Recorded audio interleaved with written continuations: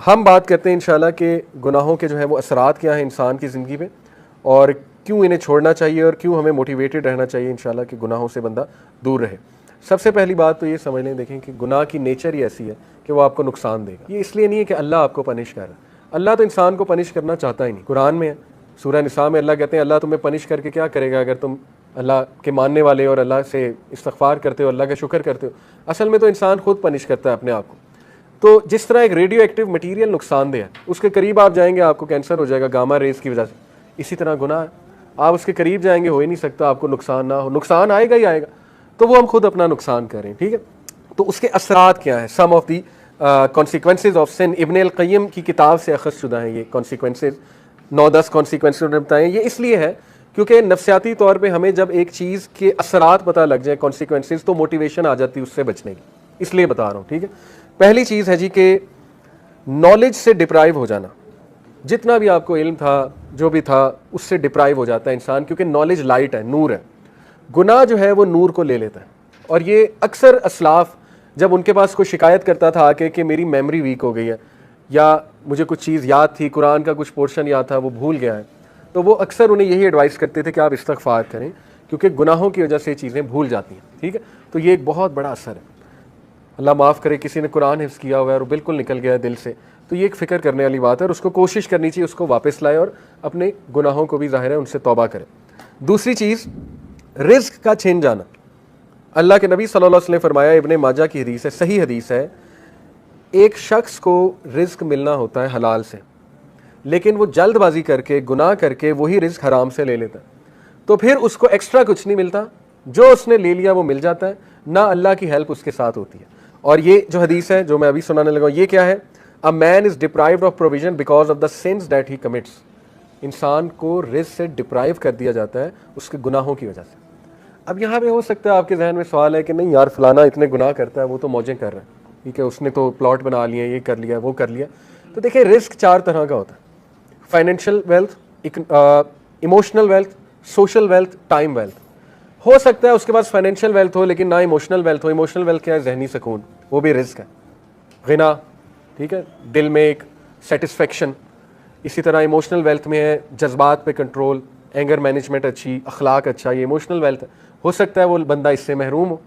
आपने कई लोग देखे हैं कुछ भी नहीं खाने को, लेकिन जहनी सुकून है अल्लाह की तरफ से, औलाद दी अल्लाह ने, औलाद पल भी रही है माशाल्लाह, और नेक औलाद है, ठीक है, सब कुछ है। तो क्या ये रिस्क नहीं है? बिल्कुल है। सोशल वेल्थ इसी को कहते हैं कि आपकी औलाद अच्छी है, आपकी बीवी अच्छी है, आपका जो है वो घर वाले अच्छे हैं, आपके साथ लॉयल लोग जमा हो गए, तो वो भी रिस्क है।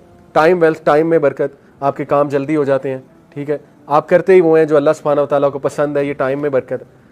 तो जब हम गुनाहों में पड़ते हैं तो ये हमारा रिस्क डिप्राइव होता है, टाइम से बरकत उठ जाती है, टेंशनें बढ़ जाती हैं, ठीक है, टाइम मैनेजमेंट वीक हो जाती है। नंबर 2, आप देखें ना गुनाहों में वक्त कितना ज़ाया होता है। अल्लाह माफ़ करे, अगर एक गुनाह आदत बन चुकी है, 4-4 घंटे, 3-3 घंटे लोग उसमें पड़े रहते हैं, ठीक है, और वो ज़ाया हो रहा है वक्त। सोचें कितना वक्त हम जवानी का ज़ाया कर देते हैं, ठीक है, इन चीज़ों में। अल्लाह माफ़ करे।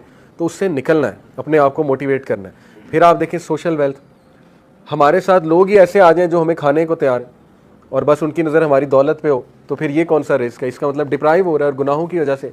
फिर आप देखें इमोशनल वेल्थ, जहनी सुकून है ही नहीं, हर वक्त टेंशन है, हर वक्त स्ट्रेस है, हर वक्त परेशानी है, हर वक्त मुंह पे शिकायत है, तो इसका मतलब गुनाहों के असरात आ तो रहे हैं। तो इसलिए गुनाहों के असरात रिस्क की तंगी से आते हैं, ठीक है। रिस्क कभी अल्लाह बढ़ा के देता है, कभी घटा के देता है। ओवरऑल रिस्क तो लिखा हुआ है, लेकिन ये अल्लाह की डिस्ट्रीब्यूशन है। अल्लाह अपने बंदों को चेक करने के लिए कभी ज़्यादा दे देता है उस क्वांटिटी में से, कभी कम कर देता है, जब वो दोबारा इस्तग़फ़ार करते हैं फिर बढ़ा देता है, ठीक है। ये अल्लाह बादशाह है, अल्लाह जैसे चाहे कर सकता है। नंबर 3, अल्लाह और बंदे में एक ला ताल्लुकी, सेंस ऑफ एलिनेशन, जो बहुत बड़ी पनिशमेंट है, अल्लाह माफ़। बल्कि सबसे सीरियस बात है ये, जब आप अल्लाह से दूर हो जाएं और एक डिस्टेंस फील करें और एलोन फील करें। दुनिया की सबसे बड़ी लोनलीनेस, सबसे बड़ी तन्हाई अल्लाह से दूरी, ठीक है। तो गुनाह वो उस डिस्टेंस को इंक्रीज करते हैं, क्योंकि देखें ना, इंसान अल्लाह माफ़ करे अब गुनाहों में होता है तो अल्लाह, जाहिर है फरिश्ते उसके इर्द गिर्द नहीं होते, फरिश्ते भी उठ जाते हैं उस जगह से, रहमत नहीं होती अल्लाह की, लेकिन उम्मीद होती है, उम्मीद बहुत है।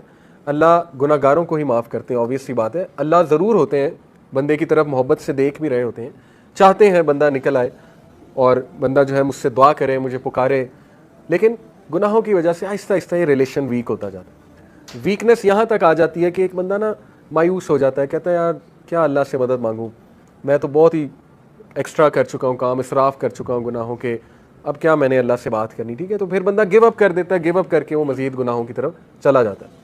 इसलिए इस डिस्टेंस को कम करने के लिए इस्तिग़फ़ार करना, गुनाहों से तौबा करना, गुनाहों को छोड़ना, ताकि आप अल्लाह के करीब आ जाएं और उस रिलेशन को एंजॉय करें।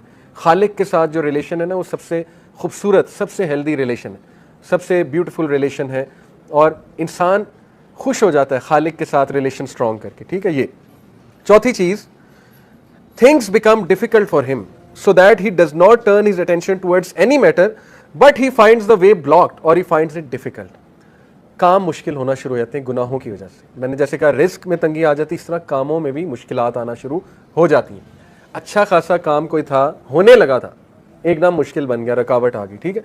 तो इस मौके पे बंदे को इस्तिग़फ़ार बढ़ाना चाहिए, अपने गुनाहों की तौबा करनी चाहिए इस मौके पे, ठीक है, ताकि वो अटका हुआ काम जो अल्लाह की रहमत से वो ठीक हो जाए।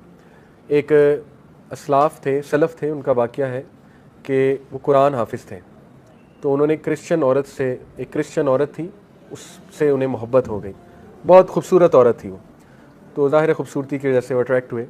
उस क्रिश्चियन औरत ने उनके सामने शर्त ये रखी कि तुम इस्लाम छोड़ दो, इस्लाम छोड़ कर जो है ना वो फिर तुम मुझे पालोगे।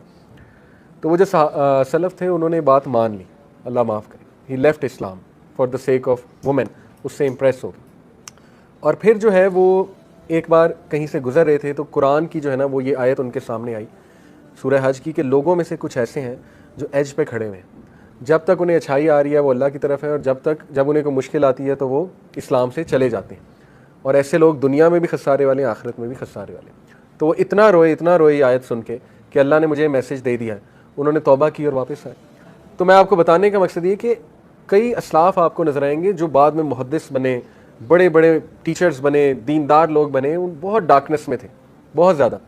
जैसे अब्दुल्ला बिन मसलम का वाक़या है, इमाम बुखारी के टीचर, शराबी थे, शराब छूटती नहीं थी, ठीक है। शराब के नशे में धुत थे। एक दिन इमाम अश-शाबी आए, जो कि उस दौर के बहुत बड़े मुहद्दिस थे, गधे पे सवार थे वो, क्योंकि रसूलुल्लाह की सुन्नत है, गधे पे रसूलुल्लाह ने सफ़र किया हुआ है। उन्होंने बड़ा मजाक उड़ाया, अब्दुल्ला बिन मसलम ने शराब के नशे में धुत बेशर्मी से उनके सामने गए, कहते भाई कौन हो तुम, लोग तुम्हारे इर्द गिर्द जमा हो रहे हैं, किधर से आए हो। इमाम अश-शाबी ने कहा जी मैं मुहद्दिस हूँ। उन्होंने कहा जी मुहद्दिस क्या होता है। इमाम अश-शाबी ने कहा मुहद्दिस होता है जो हदीस सुनाता है। तो उन्होंने बेशर्मी से कहा अच्छा मुझे भी सुना, देखते हैं मुझ पर कितनी असर करती है। शराब के नशे में धुत थे, तो उन्होंने हदीस सुनाई कि नबी अकरम सल्लल्लाहु अलैहि वसल्लम ने कहा जब तू शर्म ना कर तो जो चाहे कर। आप देखेंगे कितने ज़हीन थे कि वही मौका था, वो बेशर्मी से आया था ना। अल्लाह के नबी ने कहा ठीक है, ये इस तरह है जैसे एक बाप बेटे को नहीं कहता जा फिर जो करना कर। तो देखें वो हदीस ऐसा उनके ऊपर गिरी पहाड़ बन के। उन्होंने कहा कि मैं उसी वक्त बस तौबा की, इरादा किया कि अल्लाह मैं इतना बेशरम हो गया हूँ। और माशाल्लाह आप देखें वो अब्दुल्ला बिन मसलम इमाम बुखारी के उस्ताद, ठीक है, हदीस के हवाले से।